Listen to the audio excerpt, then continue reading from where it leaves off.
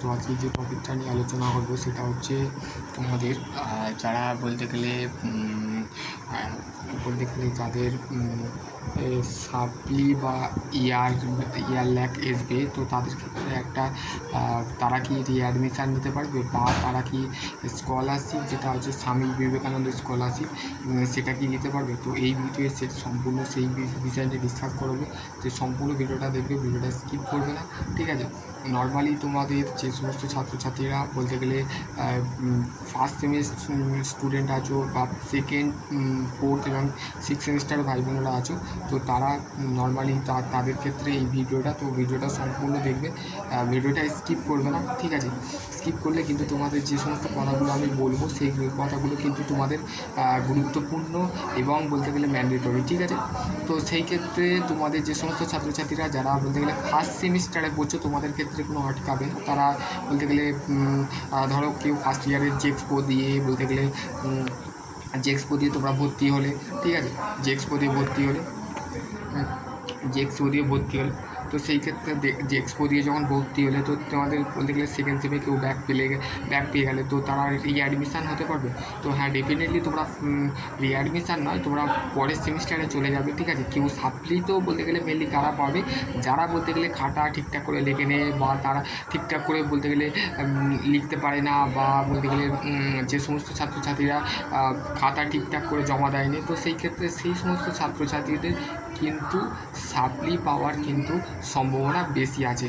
তো ঠিক আছে, এবং হচ্ছে তুমি যে সমস্ত ছাত্রছাত্রীরা এখনও পর্যন্ত সিক্স সেমিস্টারে পড়াশোনা করছো, তাদের ক্ষেত্রে বলবো তাদের ক্ষেত্রে বলতে গেলে তাদের ক্ষেত্রে সিক্স সেমিস্টারে যে ভাই বোনেরা আছো, তাদের যদি সাপ্লি যদি পেয়ে থাকো, তো তাদের ক্ষেত্রে কী করণীয় সেটা হচ্ছে তাদের স্পেশাল সাপ্লিমেন্টারি 1 নম্বর হচ্ছে, কিন্তু তারা কি স্কলারশিপ পেতে পারে? তো ডেফিনেটলি না। কারণ হচ্ছে কেউ যদি ছাত্রছাত্রীরা স্কলারশিপ 60% যদি তোমাদের ডিপ্লোমায় সাপ্লি দেওয়ার পরও যদি সাপ্লি পেয়ে যায়, সে একটা বছর তাকে ওয়েট করতে হবে। তারপরে যদি সে একটা বছর পর ফের যদি সাপ্লি পেয়ে যায়, তার ক্ষেত্রে কোনো করণীয় নেই, তাকে প্রথম থেকে ফের ফার্স্ট ইয়ারে ভর্তি হতে হবে, ঠিক আছে। 2 নম্বর পয়েন্ট গেল। 3 নম্বর পয়েন্ট হচ্ছে তোমাদের যে সমস্ত ছাত্রছাত্রীরা ধরো আমি একটা এক্সাম্পল দিচ্ছি, কোনো একটা কলেজের ধরো কোনো একটা এক্সাম আইটিআইয়ের এক্সাম দিচ্ছি, ধরো আইটিআই সিবিটি টেস্ট হচ্ছে, কেউ ধরো পরীক্ষা ল্যাপস করে ফেলেছে। কোনো ছাত্রছাত্রী আমাকে ফোন করে বলছে, দাদা আমার 2023 সালে আমি পাস আউট হওয়ার ছিল, তো আমার সেখানে বলতে গেলে ফোর্থ আর ফিফথে মানে থার্ড এবং ফিফথে আমার দুটোতে সাপ্লি আছে, তো আমার কী করণীয় সেটা হচ্ছে তোমার দেখো কলেজে তোমাকে ডেফিনেটলি কন্ট্যাক্ট করতে হবে, 1 নম্বর। 2 নম্বর হচ্ছে তুমি যদি না কন্ট্যাক্ট করো, তাহলে তোমার যে সাপ্লি যেটা আছে সেটা ক্লিয়ার না হওয়া পর্যন্ত তুমি তোমার সার্টিফিকেট পাবে না, 1 নম্বর। আর তুমি হচ্ছে বিটেকে বলছিলে, বিটেকে দিতে অ্যাডমিশান হতে পারবে না, ঠিক আছে। যে সমস্ত ছাত্রছাত্রীরা এইটাও বলছিলে যে আমাদের বলতে গেলে যে আমাদের যে দাদা আমাদের যদি সাপ্লি পেয়ে যায়, আমাদের যদি সাপ্লি যদি আসে, তো সেই ক্ষেত্রে আমরা কী করবো? তো সেই ক্ষেত্রে আমি বলবো তোমরা চিন্তা করো না, আমি সমস্ত ছাত্রছাত্রীকে বলছি তোমরা ডেফিনেটলি পাস করবে, ঠিক আছে।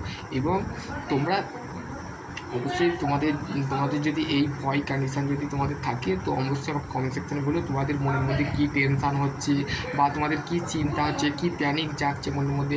আমিও তো একসময় বলতে গেলে আমিও একটা ডিপ্লোমা ইঞ্জিনিয়ার ছিলাম, তো আমি সেই সময় আমার প্যানিক একটা সৃষ্টি হয়েছিল। আমি যে ফিল করছি তোমরা এখন সেটা ফিল করছো।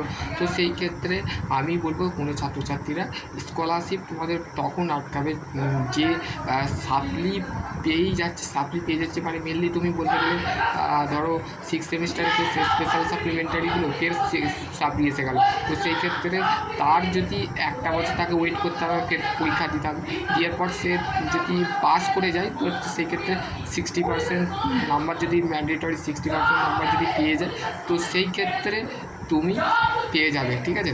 তুমি সেই স্কলারশিপ পেয়ে যাবে। স্কলারশিপ কারা পাবে না? যারা সুপার সাপ্লি পেয়েছে বা যাদের একটা বছর গ্যাপ দেওয়ার পর 2 বছর গ্যাপ গেছে, তো সেই ক্ষেত্রে তাদের ক্ষেত্রে স্কলারশিপ ম্যান্ডেটরি নয়, ঠিক আছে। আর সেই ক্ষেত্রে আর এই যে রিঅ্যাডমিশান যে কথাটা আছে, রিঅ্যাডমিশান মানে পুনরায় তোমাকে অ্যাডমিশান করতে হবে। তো সেই ক্ষেত্রে যে সমস্ত ছাত্রছাত্রীরা রিঅ্যাডমিশান মানে হচ্ছে পুনরায় অ্যাডমিশান। তুমি যদি 6 সেমিস্টারে যদি কেউ সাপ্লি পেয়ে যাও, তো সেই ক্ষেত্রে 6 সেমিস্টারে যে সমস্ত ছাত্রছাত্রীরা যদি সাপ্লি পেয়েও থাকো, তো সেই ক্ষেত্রে তোমাদের রিঅ্যাডমিশান কারা হবে, যে যারা বলতে গেলে সাপ্লি পেয়েছো তারা বলতে গেলে ধরো এক্সাম্পল ফর 5th সেমিস্টারে কেউ যদি বলতে গেলে স্পেশাল সাপ্লিমেন্টারি পরীক্ষা দেওয়ার পরে যদি সাপ্লি পেয়ে যায়, তো তাকে কিন্তু বলতে গেলে রিঅ্যাডমিশান দিতে হবে। ফির ফার্স্ট ইয়ারে তাকে ভর্তি হতে হবে। যে নিয়ে যে পড়া পলিটেকনিক হচ্ছে তাকে ঘোরাতে গেলে ফির পলিটেকনিকটা চালাতে হবে, ঠিক আছে। আর যে সমস্ত ছাত্রছাত্রীরা এখনও পর্যন্ত তোমাদের যে সমস্ত ওয়েট করছো যে তোমাদের রেজাল্ট কবে বেরোবে বা রেজাল্ট কবে বেরোতে চলেছে, তো সেই ক্ষেত্রে আমি বলবো তোমাদের কিছুদিন ওয়েট করো। তোমাদের জুলাই মাসের এন্ডে নাহলে জুনের এন্ডে জুলাইয়ের ফার্স্ট উইক বা সেকেন্ড উইকের মধ্যে কিন্তু ডেফিনেটলি তোমাদের রেজাল্টের আপডেট আসবে। স্টেট কাউন্সিলিং থেকে অটোমেটিক তোমাদের ইমেল কিন্তু কলেজ থেকে পাঠিয়ে দেওয়া হয়েছে বা নোটিশ পাঠিয়ে দেওয়া হয়েছে যে তাদের যেন জুলাই মাসের মধ্যে কিন্তু তোমাদের রেজাল্টের যে ইন্টারনাল মার্কস সেটা কিন্তু কলেজ বোর্ডকে কিন্তু কাউন্সিলিং পাঠাতে বলেছে। তো আশা করছি তোমাদের ধরা যেতে পারে যে তোমাদের জুলাই মাসেই কিন্তু তোমাদের রেজাল্ট পাবলিশ হয়ে যাবে, ঠিক আছে। স্টেট কাউন্সিলিং বলতে গেলে আমি আজকে একটা মিটিং অ্যাটেন্ড করবো, ঠিক আছে, অনলাইনে। তো তোমার দেখছি যদি তোমাদের আরও কোনো আপডেট আসে তো আমি তোমাদের অবশ্যই শেয়ার করবো। চ্যানেল যদি নতুন হও তো অবশ্যই চ্যানেলটাকে সাপোর্ট করবে, কারণ হচ্ছে তোমাদের একটা সাপোর্টই আমাকে বলতে গেলে ডিঅ্যাক্টিভলি মোটিভেশান করে। তো সেই ক্ষেত্রে তোমাদের যে সমস্ত ছাত্রছাত্রীরা এখনও পর্যন্ত আমাকে সাপোর্ট করছো না, বলতে গেলে তোমরা অন্যান্য চ্যানেলকে সাপোর্ট করছো, ঠিক আছে, ভালো জিনিস করো, আমি মানা করছি না, তাদের বলতে গেলে আমি হিংসাও করছি না। তো সেই ক্ষেত্রে তোমরাও আমাকেও সাপোর্ট করো, কারণ হচ্ছে তোমাদের রেগুলার তোমাদের আপডেট দিচ্ছি, তার কারণ হচ্ছে তোমরা সবাই আমার ছাত্র। সকলে ভালো থেকে সুস্থ হবে। Thank you.